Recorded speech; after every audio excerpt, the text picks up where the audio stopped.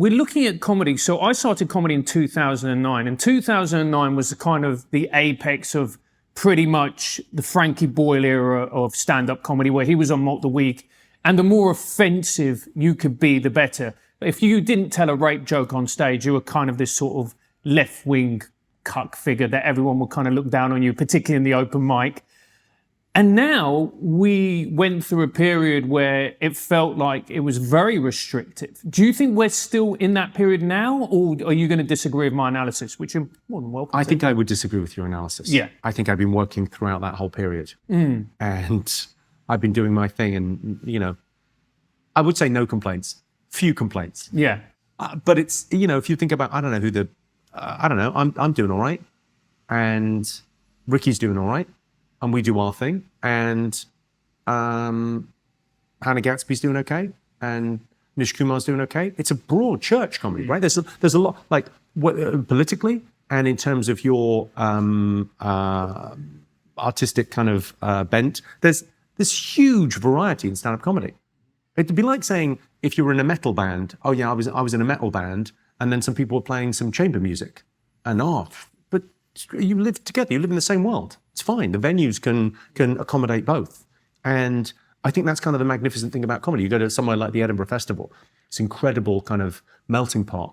And the thing about a sense of humor is it chooses you, it betrays you, your sense of humor. So people come and see the show. And my favorite thing at comedy shows is that kind of cognitive dissonance, where people go, we shouldn't be laughing at that, but we are laughing at that. And in a world where I don't think there's any problem with censorship from above, but there is a little bit of self-censoring going on in not in comedy, but in our world, right? So then there's people that don't self-censor. There's people that just say whatever they think is funny. It's funny. And people come and see me on stage, and there's a catharsis in that. Yeah. Because you come and you see it and you go, oh, and then you have a very free and easy conversation after the show.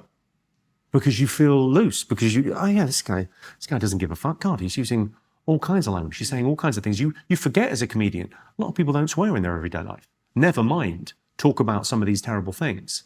And I feel sorry for the people that get offended.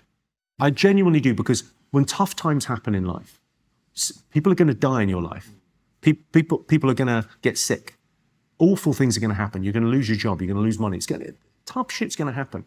At least if you have a dark sense of humor, you can laugh on those roughest of days. There's a little bit of humanity in it. And the people that are easily offended, fuck me, they've just got to white knuckle it. Poor loves. I agree with you. Can I push back on your idea about not... I think all comedians self-censor, if I'm being honest with you, Jimmy. So I would watch your latest special. I loved it. Really, it was great. Correct. That's the correct answer. You have a beautiful way of pushing back on somebody who might say how brilliant that latest special was, mate. Exactly. I am the modern day Paxman.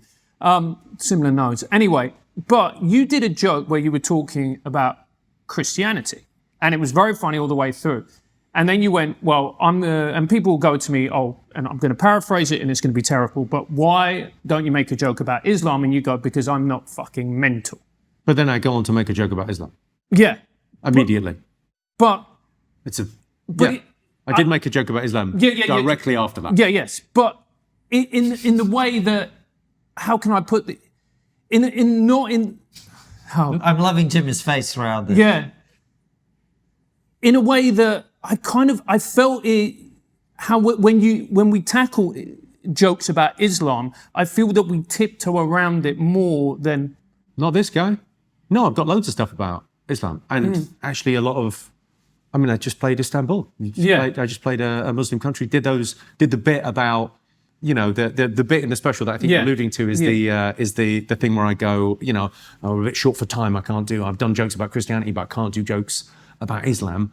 And the crowd kind of go, can't you? And I go, well, fun fact, I'm not a fucking idiot. So if you're sat there thinking, well, that's not fair, you joke about Christianity all day long, but you won't make the same sort of joke about Muslims. Well, then maybe, as a Christian, you should think about blowing something up. Yeah. It's fun. I don't think anyone gets particularly offended by that, because we all know Muslim people, they're fine. Yeah. Exactly the same as everyone else. Yeah. There's no sacred cows in my show. There's nothing that I'm like pulling punches or going, well, I don't want to stray too close to that. It's about what's the funniest thing I can possibly say. Let me try a different pushback on a different thing, Sure. which I think I disagree with you on, because I think it's absolutely true that for people who've already made it, you, Ricky, Dave Chappelle, Joe Rogan, Bill Burr, whoever, the ability to go on stage and make whatever joke you want is totally there. And even if people come after you, as they did about the gypsy joke or whatever, like, you're going to be fine. No one's going to be pulling your shows, etc. But there have been, including at the Edinburgh Festival, people whose shows have been cancelled. Jerry Sadowitz. Jerry Sadowitz is a very good example of this.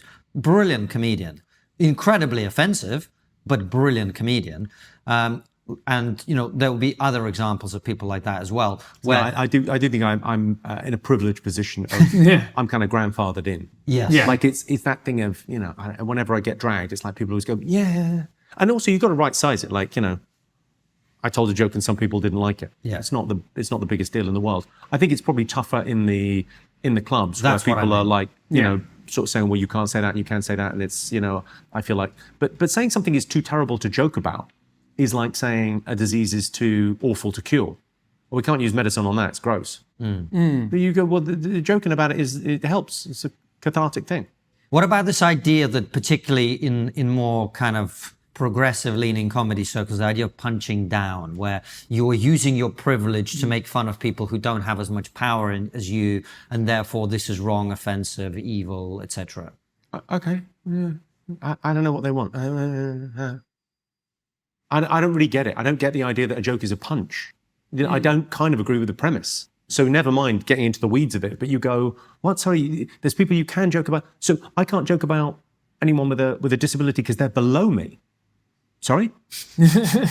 I'm punching down at them because they're below me. Oh, right, okay. Interesting. That group is below me. Oh, that's a great way to see the world. And you're above them, are you? So you wouldn't joke about them because you're better than them, are you?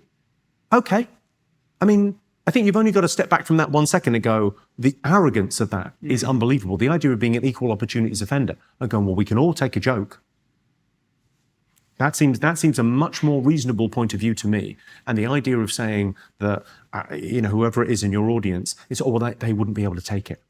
They are a sacred cow. We can't make jokes about that one thing. Well, you're on a very slippery slope because who's making the rules? Who's deciding what is and what isn't acceptable? I'd like the audience to decide.